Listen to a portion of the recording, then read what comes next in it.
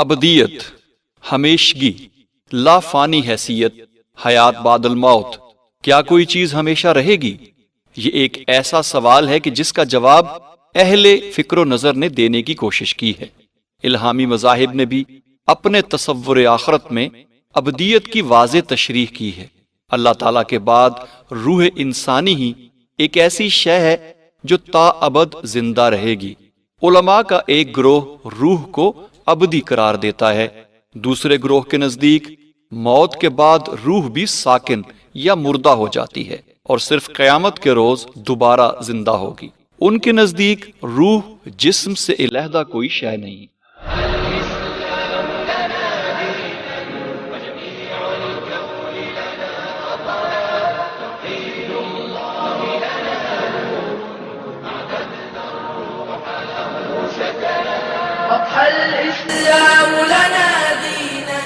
ابراہیم آلتن سرین Kazakhstan کے ماہر تعلیم اور مصلح انسپیکٹر تعلیم تھے۔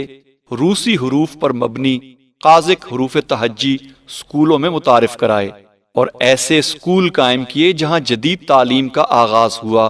قازق گرامر کی پہلی کتاب مرتب کی، پہلا قازق اخبار جاری کیا۔ جدید تعلیم کا حامی ہونے کے باوجود آلتن سرین یہ بھی چاہتے تھے کہ قازق نئی نسل اسلامی تعلیمات سے آشنا رہے۔ چنانچہ سن 1883 میں شریعت اسلام کے نام سے کتاب لکھی۔ آج قازقستان کے قومی ہیرو کا درجہ رکھتے ہیں۔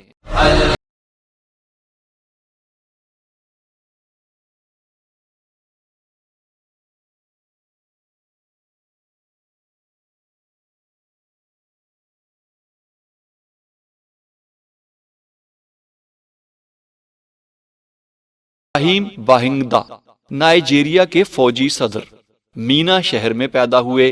27 اگست 1985 کو جنرل محمد بحاری کے اقتدار کا تختہ الٹا اور بغیر خون بہائے نئے فوجی صدر بن گئے۔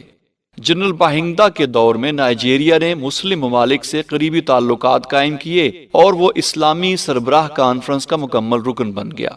جب جنرل سیاست سے کرپشن ختم کرنے میں ناکام رہے تو 27 اگست 1993 کو اقتدار سے الگ ہو گئے۔ 3 ماہ بعد جنرل اباچا نے حکومت پر قبضہ کر لیا۔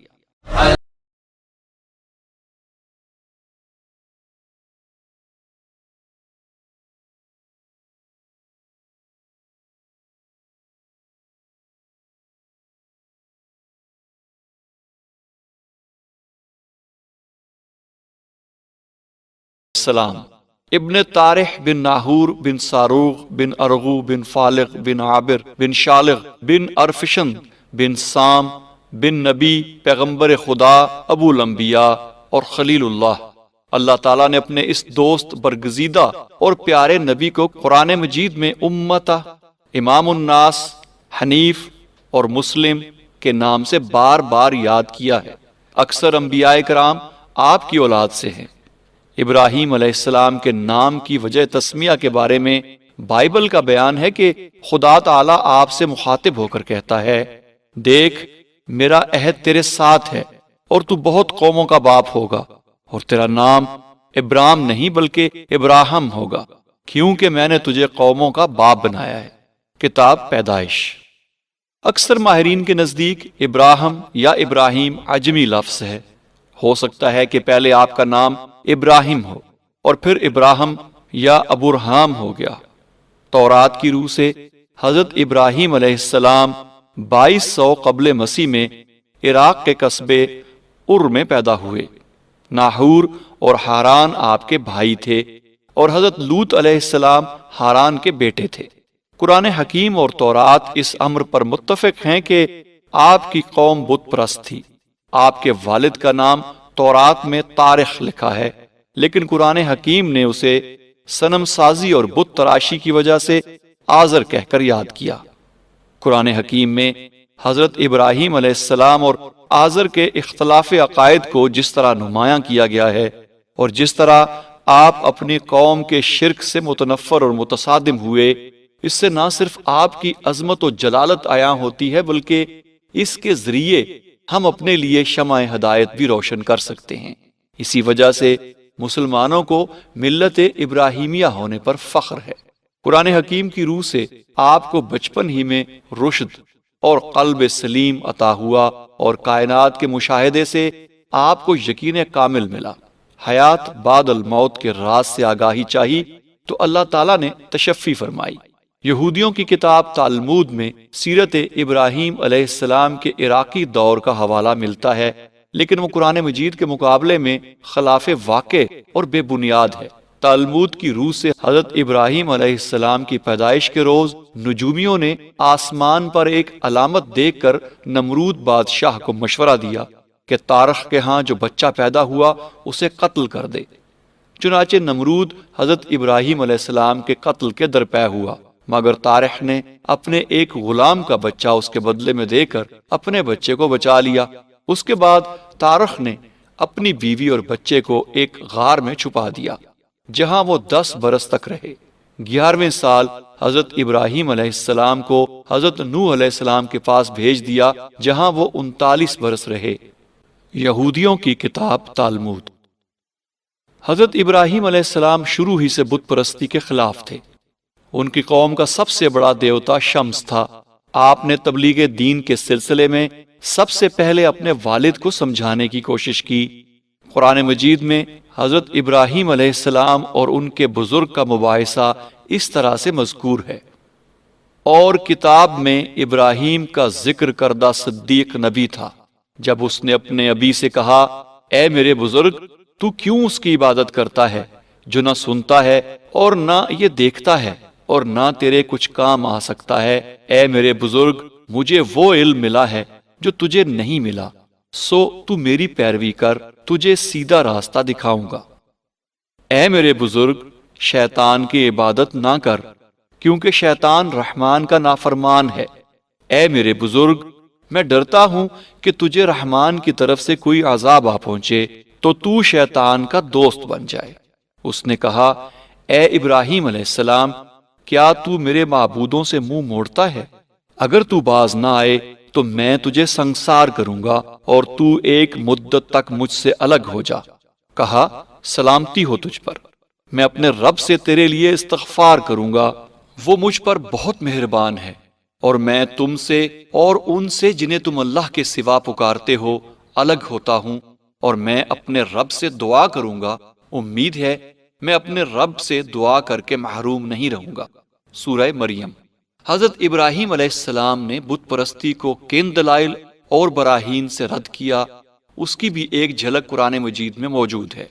ارشاد ہوتا ہے، اور جب ابراہیم علیہ السلام نے اپنے ابی آزر سے کہا، تو بتوں کو معبود بناتا ہے، میں تجھے اور تیری قوم کو کھلی گمراہی میں دیکھتا ہوں۔ اور اسی طرح ہم ابراہیم علیہ السلام کو آسمانوں اور زمین کی بادشاہت دکھاتے رہے تاکہ وہ یقین کرنے والوں میں سے ہو۔ سو جب اس پر رات چھا گئی، اس نے ستارہ دیکھا، کہا، کیا یہ میرا رب ہے؟ سو جب وہ ڈوب گیا، کہا، میں ڈوب جانے والوں کو پسند نہیں کرتا۔ پھر جب چاند کو چمکتا ہوا دیکھا، کہا، یہ میرا رب ہے۔ سو جب وہ ڈوب گیا، کہا، اگر میرے رب نے مجھے ہدایت نہ دی ہوتی تو میں یقیناً گمراہ لوگوں میں سے ہو جاتا۔ پھر جب سورج کو چمکتا ہوا دیکھا، کہا کہ یہ میرا رب ہے، یہ سب سے بڑا ہے۔ پھر جب وہ ڈوب گیا، کہا، اے میری قوم، میں اس سے بری ہوں جو تم شریک ٹھہراتے ہو۔ میں نے یکسو ہو کر اپنا منہ اس کی طرف کیا ہے جس نے آسمانوں اور زمین کو پیدا کیا ہے، اور مشرکوں میں سے نہیں۔